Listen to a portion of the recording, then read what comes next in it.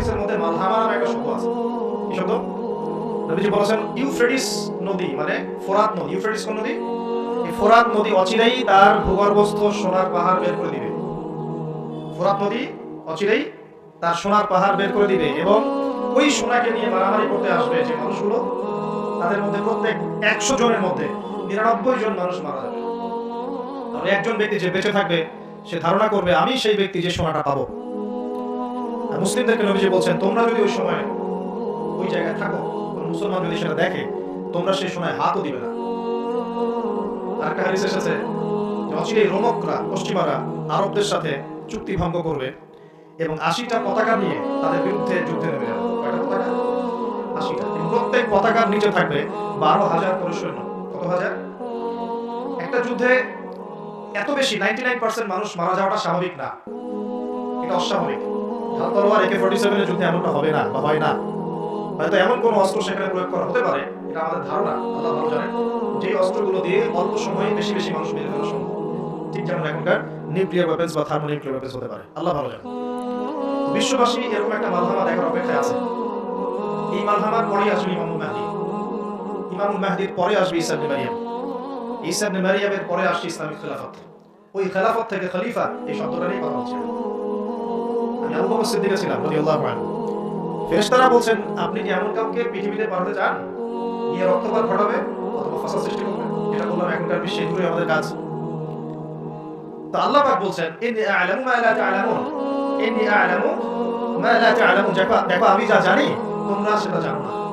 মানে আমার কিছু শুকরগুজার বান্দা থাকবে যারা এরকম ফিতনা ফাসাদ করবে না এবং রক্তপাত ঘটাবে না, তাদের জন্যই আমি প্রস্তুত করেছি জান্নাতুল ফিরদাউস। সুবহানাল্লাহ। তো এখন ফেরেশতাদের মতামত আপনারা শুনলেন, আল্লাহ পাকের কথা শুনলেন। এখন আল্লাহ রাব্বুল আলামিন তার খলিফা হিসেবে সৃষ্টি করলেন তার নিজ হাতে আদম আলাইহিস সালামকে। সুবহানাল্লাহ।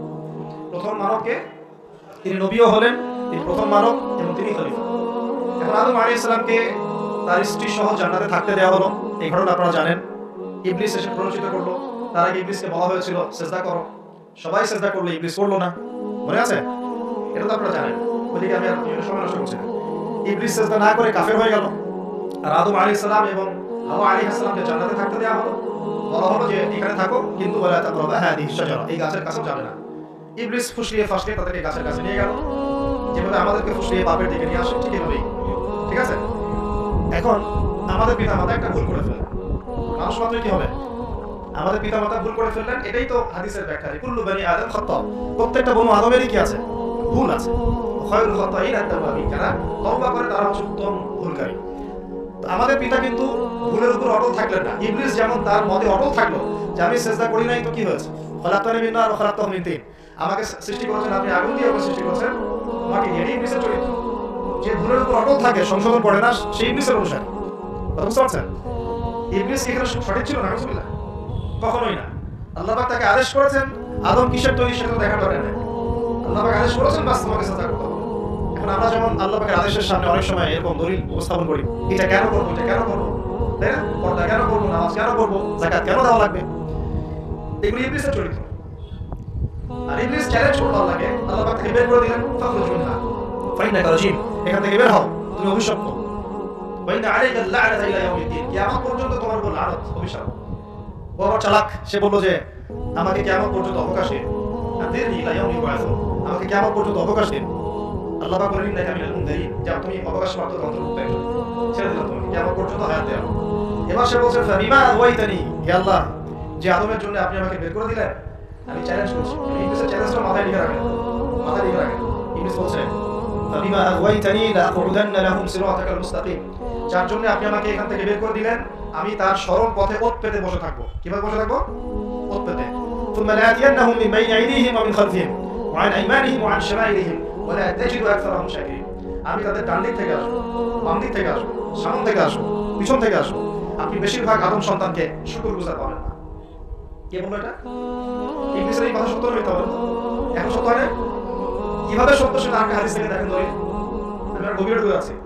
কিয়ামতের মাঠে আদম আলাইহিস সালামই যখন উঠবেন, আদম আলাইহিস সালামকে আল্লাহ পাক ডেকে বলবেন তোমার সন্তানদের মধ্য থেকে জাহান্নামী জান্নাতি আলাদা করে দাও তো তুমি। তো আদম আলাইহিস সালাম বলবেন ইয়া আল্লাহ, কতজন জান্নাতি, কতজন জাহান্নামী? আল্লাহ পাক বলবেন প্রত্যেক হাজারে 999 জনকে জাহান্নামের জন্য আলাদা করা হবে। এই হাদিসটা শোনার পরে সাহাবায়ে কেরাম রাদিয়াল্লাহু আনহুম খুব বিচলিত হয়ে পড়লেন।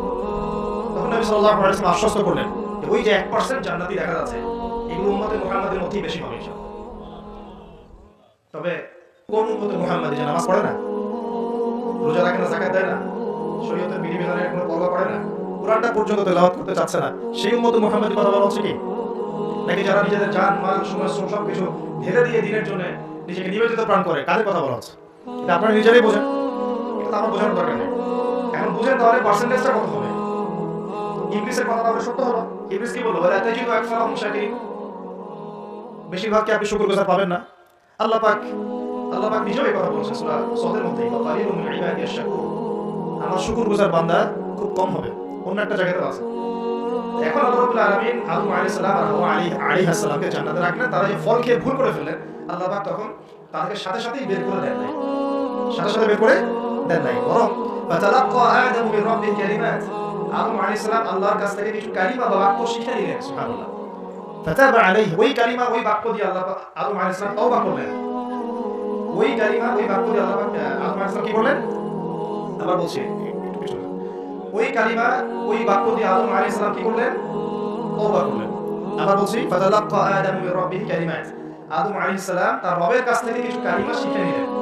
ফাতাবা আলাইহি, ওই কালিমা দিয়ে আল্লাহ রাব্বুল আলামিনের কাছে তিনি তওবা করলেন। ইন্নাহু হুয়া তাওয়াবুর রহিম। এবং আল্লাহ পাক তওবা কবুল করে তাকে মাফ করে দিলেন।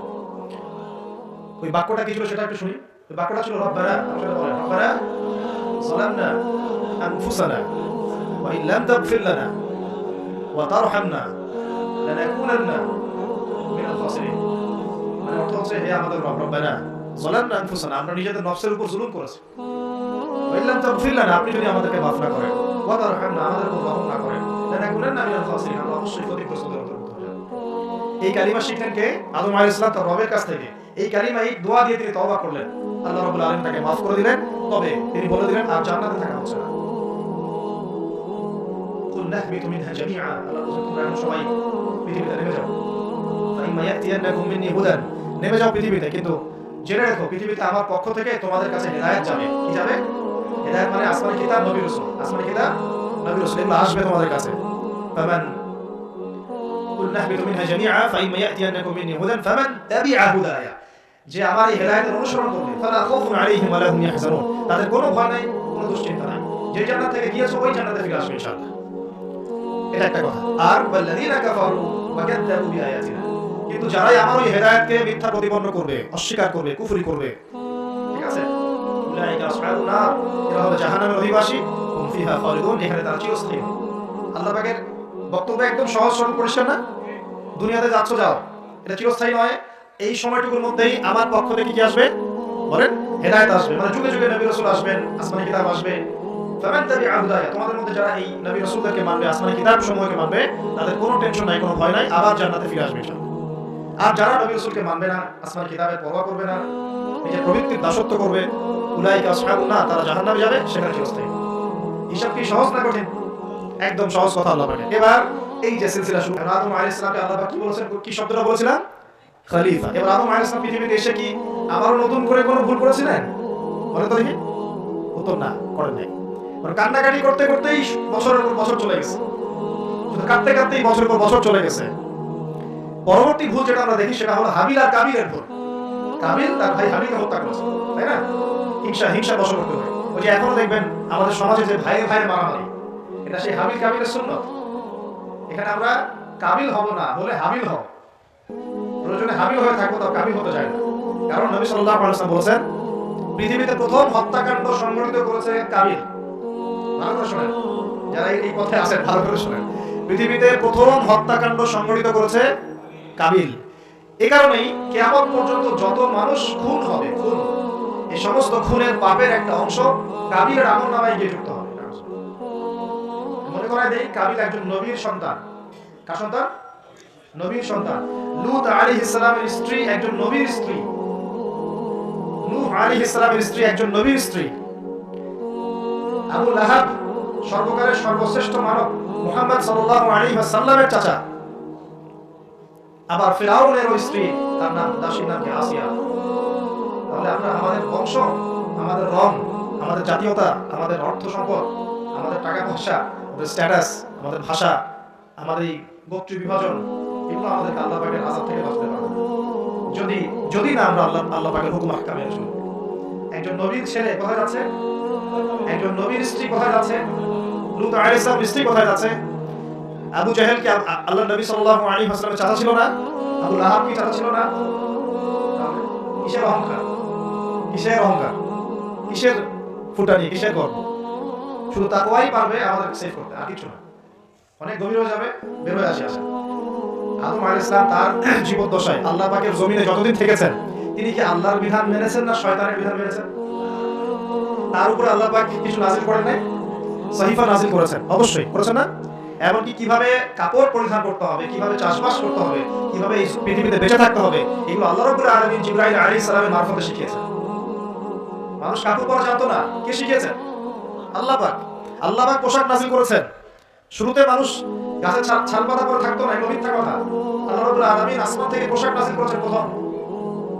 জিবরাইল আলাইহিস সালাম শিখিয়েছেন কিভাবে সুতা বুনতে হয়, কিভাবে জমি চাষ করতে হয়, কোন কোন গাছ উপকারী, কোন কোন গাছ উপকারী নয়, কোনটা আমরা খেতে পারবো, কোনটা খেতে পারবো না, কোন প্রাণী আমাদের জন্য খাওয়া ভালো হবে, কোনটা খাওয়া ঠিক হবে না। আল্লাহ পাক ওহীর মাধ্যমে জানিয়েছেন। এগুলো আমরা জানতাম না, এগুলো জানতাম। এমনকি কোন গাছে ওষুধি গুণাগুণ আছে, এটা আদম আলাইহিস সালামকে কে জানিয়েছে? আল্লাহ পাক তার ওহীর মাধ্যমে জানিয়েছেন। এই যে আমরা এখন সভ্যতা নিয়ে এত কথা বলি, সত্যি কথা হচ্ছে সভ্যতা শুরু হয়েছে নবীদের হাতে, আর সভ্যতা প্রসারিত হয়েছে নবীদের হাতে, আর সভ্যতা শেষ হবে একজন নবীর হাতে।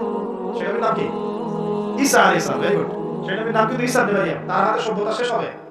এটা লাস্ট একটা সভ্যতা পৃথিবী দেখবে অচিরেই সামনে। এখন আসেন, আদম আলাইহিস সালাম ছিলেন আল্লাহ পাকের খলিফা। তিনি পৃথিবীতে তার আল্লাহ পাকের বিধান দিয়ে নিজে চলেছেন, পরিবারকে চালিয়েছেন, ওই সময় সমাজকে চালিয়েছেন, এবং ওই সময় পৃথিবীটাকে তিনি আল্লাহ পাকের বিধান দিয়ে পরিচালিত করেছেন, অন্য কারো বিধান দিয়ে নয়, মন করা বিধান দিয়ে তো মোটেই নয়, এবং নিজের রচনাকৃত বিধান দিয়ে তো মোটেই নয়, নিজের প্রবৃত্তিগত অনুসরণ দিয়ে মোটেই নয়, বরং আল্লাহ পাকের পক্ষ থেকে যা এসেছে সেইটা তিনি ফলো করেছেন। এই অনুসরণটাকে নূহ আলাইহিস সালাম করেন নাই, ইব্রাহিম আলাইহিস সালাম করেন নাই, মুসা আলাইহিস সালাম করেন নাই, ঈসা আলাইহিস সালাম করেন নাই, দাউদ আলাইহিস সালাম করেন নাই, সুলাইমান করেন নাই আলাইহিস সালাম। আমাদের নবী মুহাম্মদ সাল্লাল্লাহু আলাইহি ওয়াসাল্লাম তিনি কি করেন নাই? আমার কথা কি বুঝতে পারছেন? তাহলে তারা কি অনুসরণ করেছেন পৃথিবীতে? আল্লাহ পাকের ওহীর বিধান। কিসের বিধান? ওহীর বিধান। এখন আসেন, আরেকজন নবীকে আল্লাহ পাক বলেছেন খলিফা। তার নাম কি বলেছিলাম শুরুতে? দাউদ। কোন সূরা আছে এটা? সদের মধ্যে। এইখানে আল্লাহ পাক আরো স্পষ্ট করে বলেছেন একজন খলিফার দায়িত্ব কি। খুব মনোযোগের সাথে শুনবেন। উপযুক্ত পরিবেশ মনে হচ্ছে বলে আলোচনাগুলো করছি। আপনারা খুব সুন্দরভাবে বসে আছেন, আমি কথা বলতে খুব কমফর্ট ফিল করছি। আল্লাহ পাক বলছেন যে ইয়া দাউদ, হে দাউদ, ইন্না জাআলনাকা খলিফাতান ফিল আরদ, আমি আল্লাহ তোমাকে পৃথিবীতে আমার খলিফা করেছি। সুবহানাল্লাহ।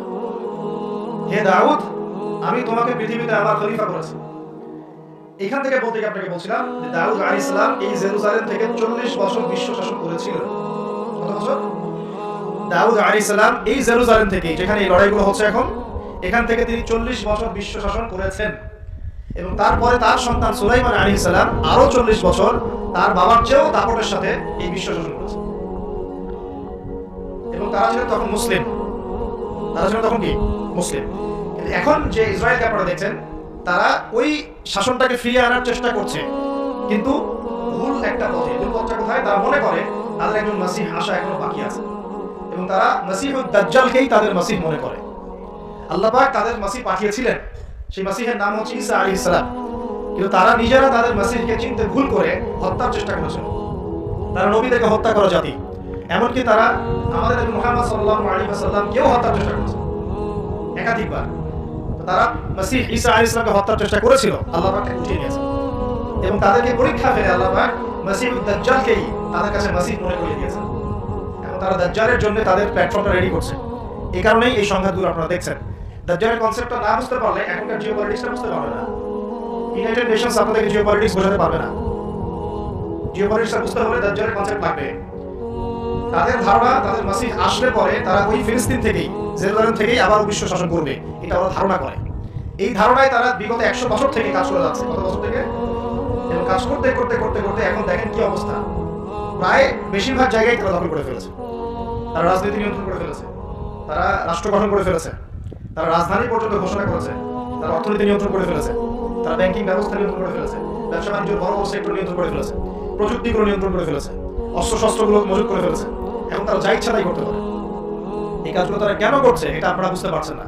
কেন তারা হাসপাতালে বোম মারবে, কেন শিশুদেরকে হত্যা করবে, কেন নিরীহ ফিলিস্তিনিদেরকে এখান থেকে উৎখাত করবে, কেন?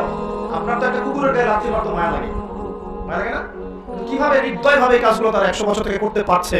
কারণ তারা মনে করে তারা সঠিক কাজ করছে।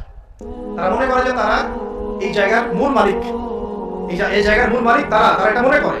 এবং তারা নীলনদ, মিশরের নীলনদ থেকে ফরাত নদী পর্যন্ত পুরো জায়গাটাকে হোলি ল্যান্ড মনে করে, পবিত্র জায়গা মনে করে।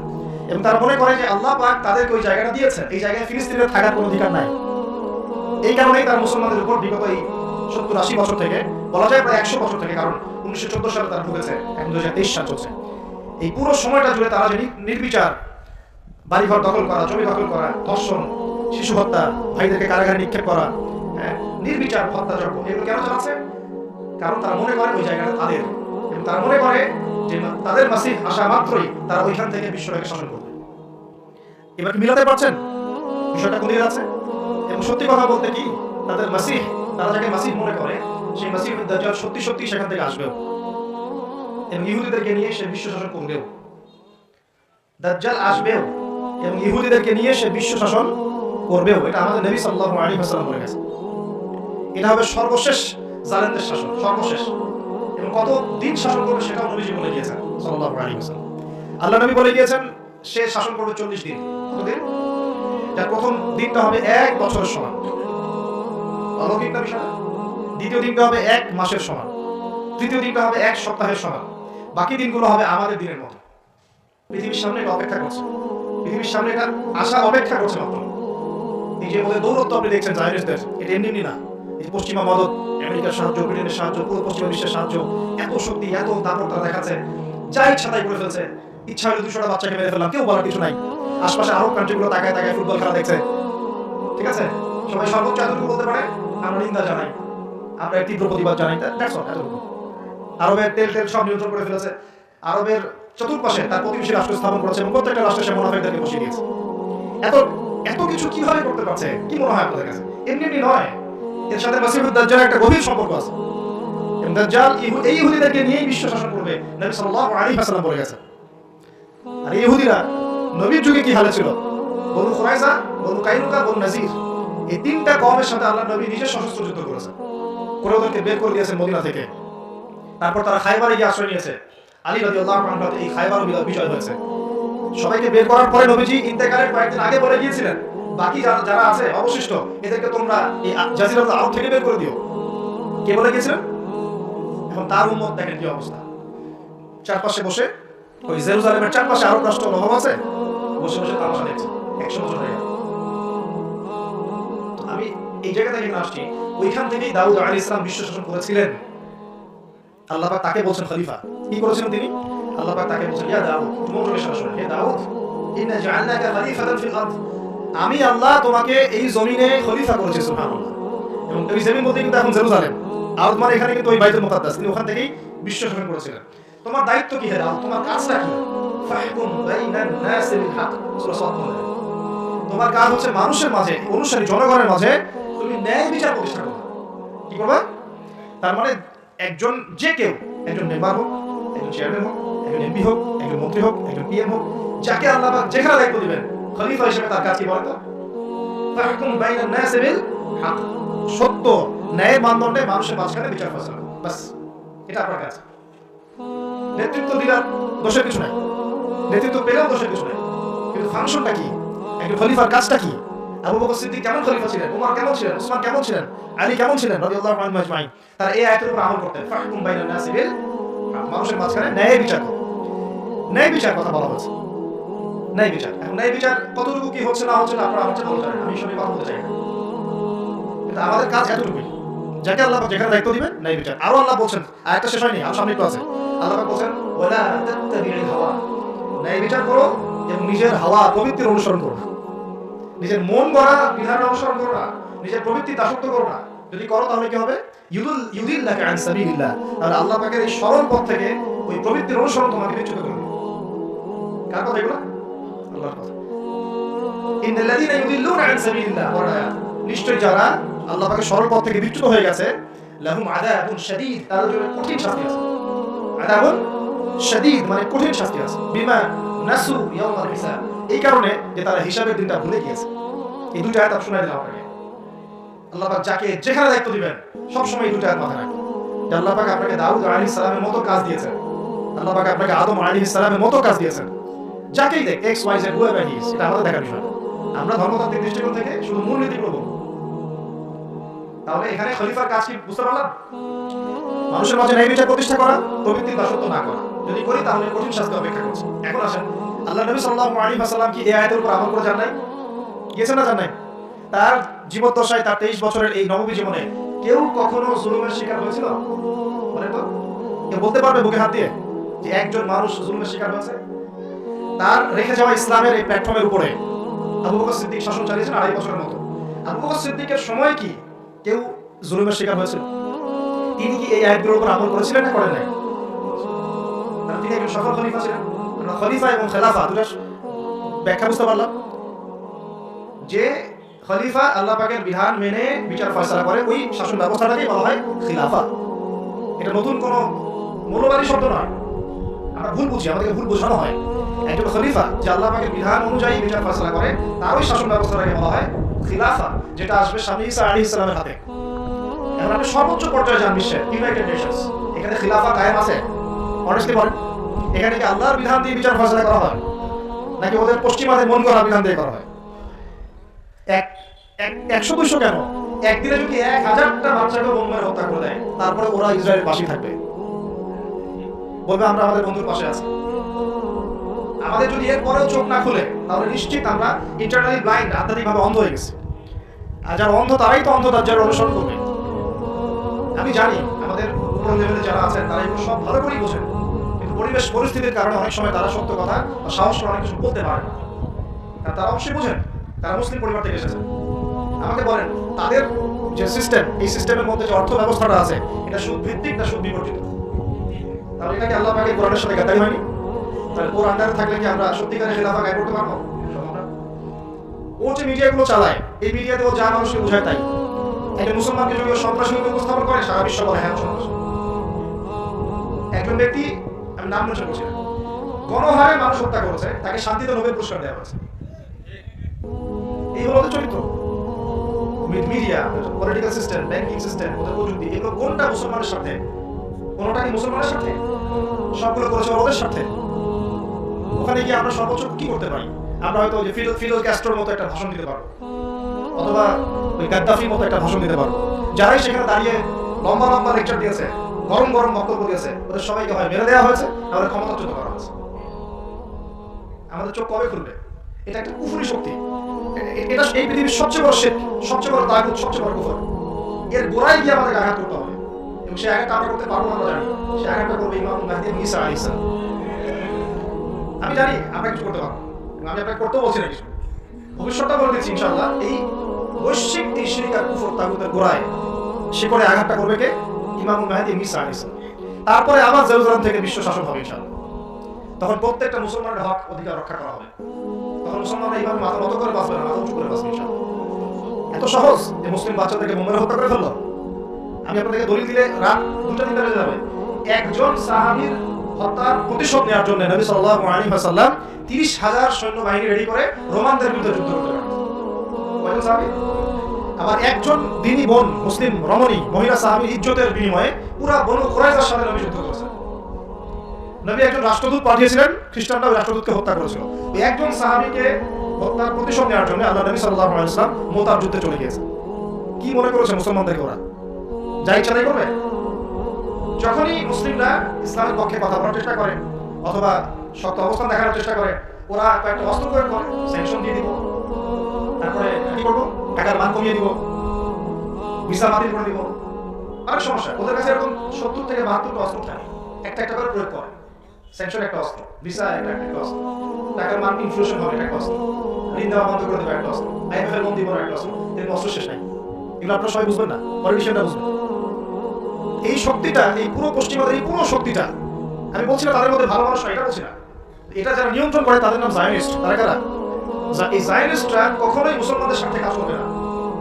পশ্চিমকালেও তারা এই মুসলিম বাচ্চাদের রক্তের বদলা নিবে না। পশ্চিমকালেও তারা আমাদের এই ভাই বোনদের জীবনের মূল্য দিতে পারবে না। তারা আমাদের পক্ষে অবস্থান নিবে না। হাজার হাজার মুসলিমকে মেরে ফেলার পরেও তারা ওদেরই পক্ষে অবস্থান নিবে। এমনকি যেগুলো নিয়ে কথা পর্যন্ত বলবে তাকে গুপ্ত হত্যা করতে পারে। সিক্রেটস অফ জায়নিজম বইটা পড়ে দেখেন, হেনরি ফোর্ডের লেখা।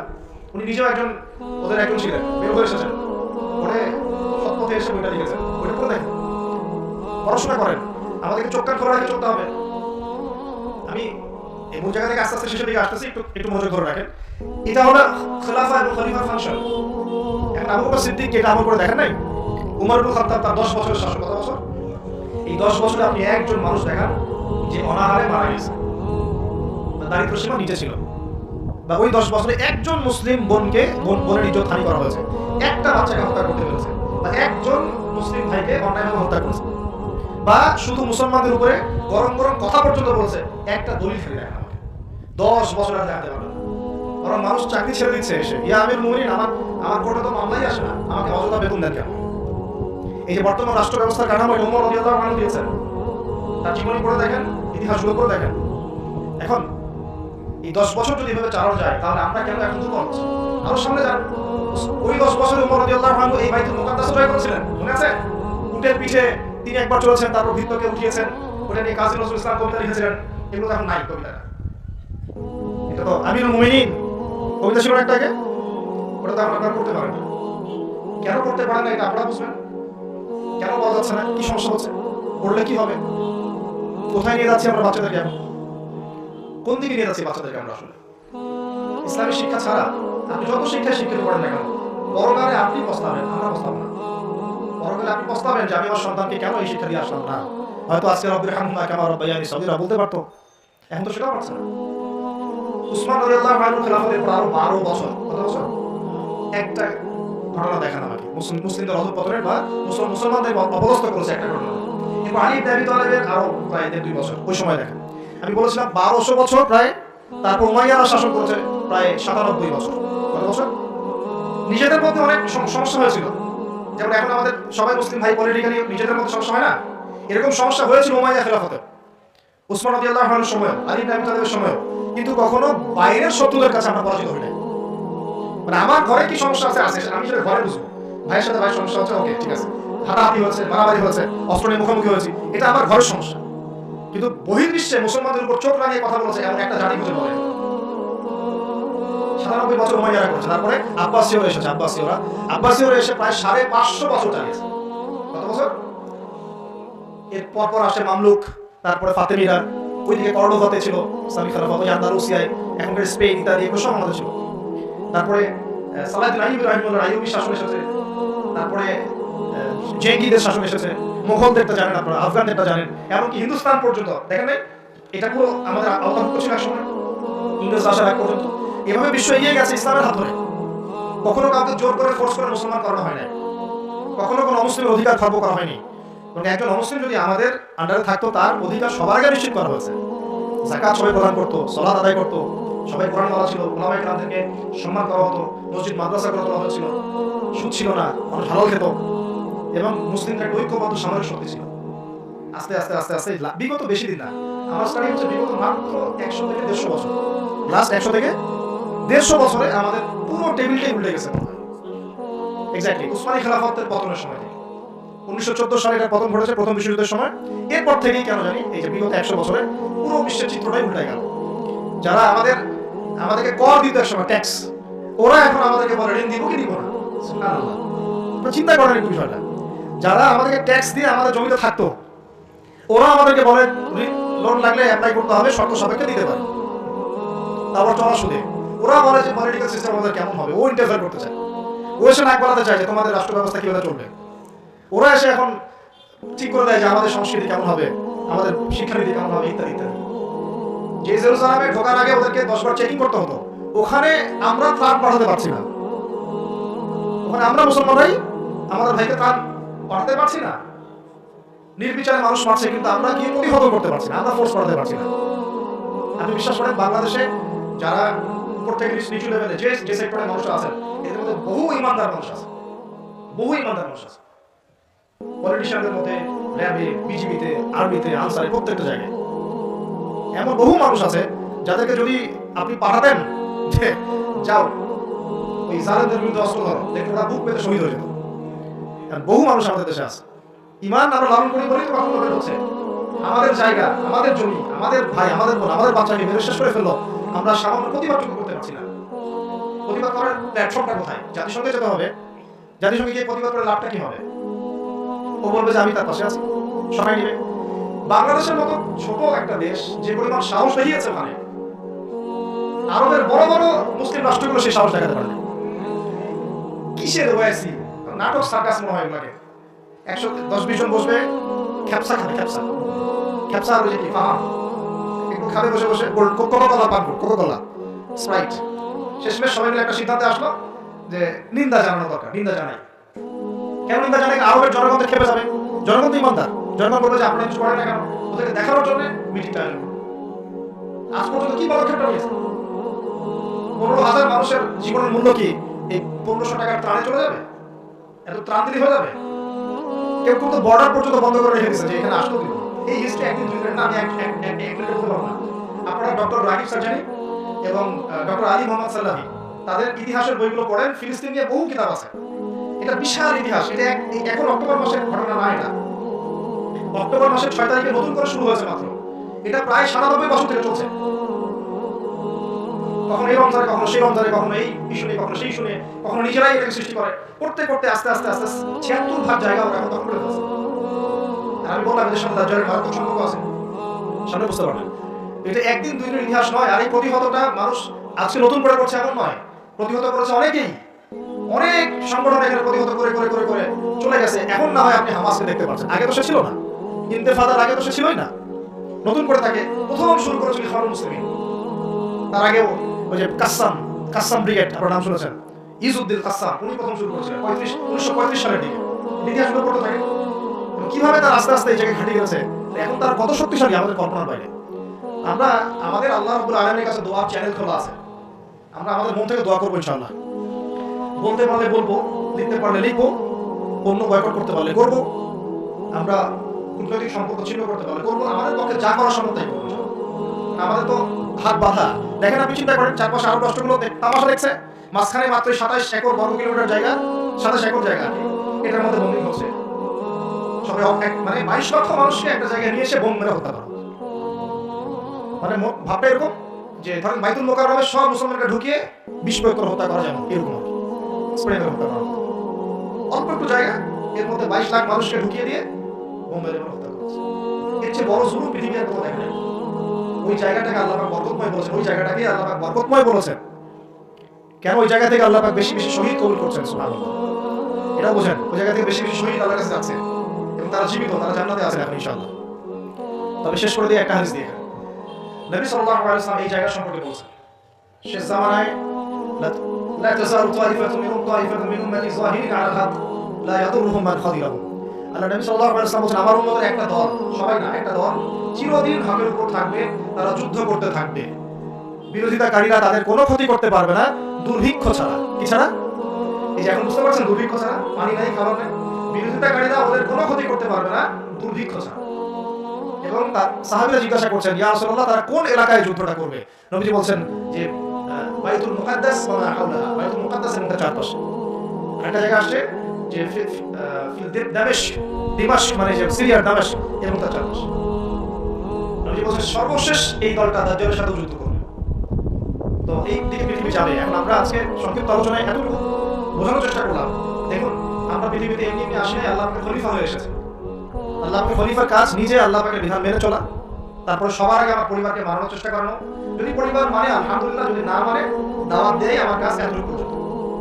আর যদি আমার সন্তান হয় তাহলে তাকে আমি ফোর্স করতে পারি, চাপ দিতে পারি, কিন্তু আমি আমার পিতাকে চাপ দিতে পারবো, আমার মাকে আমি চাপ দিতে পারবো, দাওয়াত দিতে পারবো, আমার স্ত্রী সন্তানদেরকে আমি চাপ দিতে পারবো। তো খলিফা নিজে হবো, নিজের পরিবারের মধ্যেও সেই খলিফার সুন্নতগুলো থাকবে। তারপরে আমি আমার সাধারণত সমাজে এটার প্রচার প্রসার ঘটাবো। আল্লাহ পাক যদি কবুল করেন বড় পরিসরেও খিলাফা কায়েম করব ইনশাআল্লাহ। আর আল্লাহ পাক যাকে যেখানে দায়িত্ব দিবেন তার মনে রাখা উচিত হবে তিনি হচ্ছেন এই পৃথিবীতে আদম আলাইহিস সালামের সন্তান। তিনি এই পৃথিবীতে ওই দাউদ আলাইহিস সালামের রোল প্লে করছেন। এরপরে তার সাধ্য অনুযায়ী সে ইসলাম কেন্দ্রিক সমাজ গঠনের চেষ্টা করবে। যদি না পারে বা প্রতিবন্ধকতা থাকে, ওজর আপত্তি আল্লাহর কাছে পেশ করবে। আর যদি একেবারে অস্বীকার করে, কুফরি করে, তাহলে তার শাস্তি আল্লাহ তাকে দিবেন। আর সর্বশেষ কথা হলো, এই খিলাফার বদৌলতেই 4 খলিফার যুগ থেকে, এই যে আমি আপনাকে 1914 সাল পর্যন্ত দেখালাম, এই মুসলিম বিশ্ব দাপটের সাথে মাথা উঁচু করে বেঁচেছিল। আর বিগত 100 বছর যখন এগুলো আস্তে আস্তে উঠে গেছে, এমনই হয়েছে, তখন আস্তে আস্তে পুরো টেবিলটাই উঠে গেছে। সত্যি কথা বলতে, পুরো ওয়ার্ল্ডের যত বড় বড় অস্ত্র শস্ত্র সেগুলো ওদের হাতে। ওটার আপনার ওটা সবচেয়ে বড় পাওয়ার। তারপরে প্রযুক্তিগুলো ওর হাতে, মিডিয়াগুলো ওর হাতে, ওদের হাতে, অর্থনৈতিক সিস্টেম, সুদভিত্তিক ব্যাংকিং সিস্টেম ওদের হাতে। যতগুলো নাম বলে না, federal reserve, IMF, world bank, সব ওদের। এখন এই অবস্থাতে বিশ্বটা চলছে, এটা কি চিরস্থায়ী হবে? উত্তর হচ্ছে না, এটা চিরস্থায়ী হবে না। আজকে হোক আর কালকে হোক আর 100 বছর পরেই হোক, এটা চিরস্থায়ী হচ্ছে না ইনশাআল্লাহ। কখন চিরস্থায়ী হবে না? যখন একটা প্রজন্ম গড়ে উঠবে, যেই প্রজন্ম তাদের মুসলিম বীর সেনাদের ইতিহাস জানে, শেকড় চিনে, যেই প্রজন্ম 5 ওয়াক্ত নামাজি, মাশাআল্লাহ, তাহাজ্জুদ গুজার, হালাল খায়, যারা আদর্শ পরিবার করার চেষ্টা করে, যারা সৎ কাজে আদেশ করে, অসৎ কাজে নিষেধ করে, যারা ইউনাইটেড, ঐক্যবদ্ধ, বিভক্ত না, যারা আল্লাহর বিধানের সামনে মাথা পেতে দেয়, অন্য কোনো তাগুতি বিধান তারা মেনে চলে না, যারা ইসলামটাকে আবারও বিশ্ব বিজয়ী করার ফিকির করে, চিন্তা করে, এইভাবে কাজ করে, ইনশাআল্লাহ ওইরকম প্রজন্ম যখন আসবে তখন বিজয় দেখতে পারবে ইনশাআল্লাহ। তবে আমার মনে হয় না যে এখন সেই প্রজন্ম আছে বা চলছে, আমার মনে হয় না। কারণ এখন আমরা বেশিরভাগ ক্ষেত্রেই দুনিয়া নিয়ে ব্যস্ত হয়ে গেছি। আমরা অনেকেই নামাজ ছেড়ে দিয়েছি। কোরআন তো মাশাআল্লাহ আমরা বললাম প্রথমে অনেকেই পড়তে জানি না, সুন্নাহ মাফিক জীবনযাপন করছি না। পরিবার তো আসলে কি বলবো, নিজের বলতে নিজেরই খারাপ লাগে। অনেক পরিবার এখন জাহান্নামের টুকরা হয়ে গেছে, জাহান্নামের টুকরা হয়ে গেছে। সৎ কাজে আদেশ সবাই করছি না, অসৎ কাজে নিষেধ সবাই করছি না। ভাই আমরা কষ্ট খাওয়া নিয়ে ব্যস্ত হয়ে আছি, মারামারি, কাটাকাটি, দাঙ্গা হাঙ্গামা, এমনকি দাড়ি টুপিওয়ালা মানুষরা এখন একে অপরের কষ্ট খাচ্ছেন। অনেকেই কে কার ভুল ধরতে পারবে, কে কাকে অপদস্থ করতে পারবে, কে কাকে জাতির সামনে ছোট করতে পারবে, মানে এগুলোই মনে হচ্ছে আমাদের কাজ। অথচ আমরা মূল লক্ষ্য থেকে কোথায় সরে গেলাম, মূল লক্ষ্যটা থেকে কত দূরে সরে গেলাম। আল্লাহ পাক আমাদেরকে সেই মূল বিষয়গুলো বোঝার তৌফিক দান। ঘরের পাশে আগুন লাগলে কি ভাই আপনি এখানে ভাই তর্ক করবেন? আগুন লাগে নি ভাবো, পুরো বিশ্বে আগুন জ্বলে গেছে, আগুন জ্বলছে পুরো বিশ্বে। তার অঘোষিত ক্রুসেড রচনা করেছে, অঘোষিত, ঘোষণা দিয়ে রচনা করা নেই, ভিতরে অঘোষিত ক্রুসেড রচনা করেছে। ওরা একটা জিনিস চিনে যে লা ইলাহা ইল্লাল্লাহ কালিমা কে পড়ে ওকেই ধরতে হবে। ওদের চিন্তা এরকম। সবার না, আমি বলছি সবাই খারাপ তা বলছি না, কিন্তু জায়নিস্টদের কথা বলছি না। আপনাকে দেখবেন আপনি শিয়া না সুন্নি, আপনি আহলে হাদিস না হানাফি, আপনি শাফিঈ না হাম্বলি, আপনি বাংলাদেশি না পাকিস্তানি, এগুলো কিছু দেখতে আসবে না। ওরা শুধু চিনে একটা কালিমা লা ইলাহা ইল্লাল্লাহ মুহাম্মাদুর রাসূলুল্লাহ। যারাই বলছে এদেরকে ধরা টার্গেট করে, তারা মুসলিম এবং ইসলামকে মিটিয়ে ফেলতে চায়। আল্লাহ পাক কোরআনে এটা বলেছেন, ইউরিদুনা লিইউতফিউ নূরাল্লাহি বিআফওয়াহিহিম। তারা আল্লাহ পাকের এই নূর, মানে কোরআন, হাদিস, ইসলাম, এটাকে মুখের ফুৎকারে নিভিয়ে ফেলতে চায়। আল্লাহ বলেন আল্লাহু ইউতিম্মু নূরাহু, কিন্তু আল্লাহ পাক তার নূরকে প্রজ্বলিত করবেন। ওয়ালাউ কারিহাল কাফিরুন, যদিও এই কাফেররা এটা পছন্দ করে না। এটা প্রজ্বলিত করার দায়িত্ব আল্লাহ পাকই নিয়েছেন। কখন হবে? 2-3টা আয়াত বলে শেষ করে দেখানি। আল্লাহ পাক বলেছেন ইন তানসুরুল্লাহা ইয়ানসুরকুম, তোমরা যদি আল্লাহকে সাহায্য করো, মানে তোমরা যদি আল্লাহর দিনকে সাহায্য করো, তাহলেই আল্লাহ তোমাদেরকে সাহায্য করবে। এমনি সাহায্য নামবে না। এই যুগটা আব্রাহার যুগ না, যে আব্রাহা হস্তি বাহিনী হেঁটে যাবে আর আসমান থেকে পাখি আসবে ঝাঁকে ঝাঁকে, আবাবিল তৈরন আবাবিল নেমে আসবে, এটা সেই যুগ না। এখানে আপনাকে আপনার রিজিকের ফয়সালা যেমন নিজেকে করতে হয়, কাজ করতে হয় না, আকাশ থেকে মান্না সালওয়া পড়ে, রিজিক আল্লাহ দেওয়ার কাজ আমাকে করতে হয়। ঠিক একইভাবে দিন প্রতিষ্ঠার ক্ষেত্রে ওইভাবেই কাজ না করলে আল্লাহ রাব্বুল আলামিন আসমান থেকে বিজয় দিবেন না। ইনতানসুরুল্লাহ ইয়ানসুরকুম, তোমরা যদি আল্লাহকে সাহায্য করো তবেই আল্লাহ তোমাদেরকে সাহায্য করবে। ওয়া ইউসাব্বিত আকদামাকুম, তোমাদের পা আল্লাহ পাক সুদৃঢ় করে দিবেন ইনশাআল্লাহ। সুবহানাল্লাহ। আর বলেন আল্লাহ পাক ইন্নাল্লাহা লা ইউগাইয়িরু মা বিকওমিন, আল্লাহ পাক কোনো কওমের অবস্থা ততক্ষণ পরিবর্তন করেন না। শুনে নেন, আল্লাহ পাক কোনো কওমের অবস্থা ততক্ষণ পরিবর্তন করেন না হাত্তা ইউগাইয়িরু মা বিআনফুসিহিম, যতক্ষণ তারা নিজেরা নিজেদের অবস্থা পরিবর্তনের চেষ্টা করছে। আল্লাহ পাকের কথার উপর কোনো কথা নাই, এর উপর কোনো ওয়াজি নাই, আমাদের কথা কিচ্ছু না। আল্লাহ পাকের কথার উপর কোনো কথাই নাই। ইন তানসুরুল্লাহ ইয়ানসুরকুম, তোমরা আল্লাহকে সাহায্য করো, আল্লাহর দ্বীনকে সাহায্য করো, আল্লাহ তোমাদেরকে সাহায্য করবে। ওয়া ইউসাব্বিত আকদামাকুম, পা শক্ত করে দিবেন ইনশাআল্লাহ, কেউ টলতে পারবে না। আর ইন্নাল্লাহা লা ইউগাইয়িরু মা বিকওমিন, মনে রাখো আল্লাহ পাক কোনো কওমের অবস্থা, কোনো জাতির অবস্থা ততক্ষণ পরিবর্তন করেন না যতক্ষণ না হাত্তা ইউগাইয়িরু মা বিআনফুসিহিম, যতক্ষণ না তারা নিজেরা নিজেদের অবস্থা পরিবর্তনের চেষ্টা করছে। আর সর্বশেষ কথা আল্লাহ পাক বলেন ওয়া ইন তাতাওয়াল্লাউ, যদি তোমরা মুখ ফিরে চলে যাও, তোমরা যদি মুখ ফিরিয়ে উল্টা দিকে চলা শুরু করো, যেমনটা আমরা করছি আর কি এখন, তাহলে আল্লাহ কি করবেন? আল্লাহ বলেন ইস্তাবদিল কওমান গায়রাকুম, আল্লাহ তোমাদের সবাইকে সরিয়ে দিবেন। ইস্তাবদিল কওমান গায়রাকুম, আল্লাহ পাক তোমাদের সবাইকে সরিয়ে দিয়ে নতুন কওম নিয়ে আসবেন। সুম্মা লা ইয়াকুনু আমসালাকুম, তারা তোমাদের মতো হবে না, তারা তোমাদের মতো অপরাধ হবে। কিভাবে সরাতে পারেন? এক মহামারীতে সরাতে পারেন, পারেন না? এক ভূমিকম্পে সরাতে পারেন। 5-6 মাত্র ভূমিকম্প হলেই শেষ ঢাকা, শেষ একদম 60% মানুষ দেখবে ডেড। তাহলে কিসের বড়াই, কিসের? আল্লাহ পাকের কোরআনের আয়াতগুলো থেকে আমরা শিক্ষা নিব না, নিব না? ওয়া ইন তাতাওয়াল্লা ইস্তাবদিল কওমান গায়রাকুম সুম্মা লা ইয়াকুনু আমসালাকুম। সর্বশেষ আল্লাহ পাক বলেন, ইয়া আইয়ুহাল্লাযীনা আমানু, হে মুমিনগণ, ইসবিরু, তোমরা সবর করো। ইসবিরু ওয়া সাবিরু ওয়া রাবিতু, তোমরা সবর করো, সবরের প্রতিযোগিতা করো এবং তাকওয়া অবলম্বন করো এবং তোমাদের আখের গোছাও, প্রস্তুতি নাও, তোমরা এসব বিষয়ে প্রস্তুতি নাও। লাআল্লাকুম তুফলিহুন, যাতে করে তোমরা সফল হতে পারো। আল্লাহ পাক আমাদের সবাইকে আলোচনা বোঝার তৌফিক দান করুন। আল্লাহ পাক আমাদের সবাইকে তার জমিনে তার খলিফা হওয়ার তৌফিক দান করুন। সেই সোনালী যুগের ইসলাম আবার ফিরিয়ে আনার তৌফিক দান করুন। আল্লাহ পাক ইসলামটাকে আমাদের কাছে বোঝার তৌফিক দান করুন। যারা ইসলামের বিকৃত ব্যাখ্যা করে, এইসব ব্যাখ্যা থেকে আল্লাহ পাক আমাদেরকে হেফাজত করুন। আল্লাহ পাক ইসলামের নামে সব ধরনের উগ্রপন্থা থেকে আমাদেরকে হেফাজত করুন। একই সাথে ইসলামের নামে সব ধরনের শিথিলতা থেকে আল্লাহ পাক আমাদেরকে হেফাজত করুন। আল্লাহ পাক আমাদেরকে মধ্যমপন্থী জাতি বানায় দেন, আপোষের সমস্ত কন্দল আল্লাহ মিটায় দেন এবং আমাদের যুব সমাজকে কোরআনওয়ালা বানায় দেন, সুন্নাহওয়ালা বানায় দেন। আমাদের পরিবারগুলোকে আল্লাহ পাক জান্নাতের টুকরা বানায় দেন। আল্লাহ পাক আমাদের সন্তানদেরকে মানুষ করার তৌফিক দান করেন। আসন্ন সেই বিজয়ে আল্লাহ পাক আমাদেরকে অংশ নেওয়ার তৌফিক দান করেন। দ্বীনের জন্য জান মাল ব্যয় করে, জান মাল সময় শ্রম যা আছে আল্লাহর জন্য ঢেলে দেওয়ার তৌফিক দান করেন।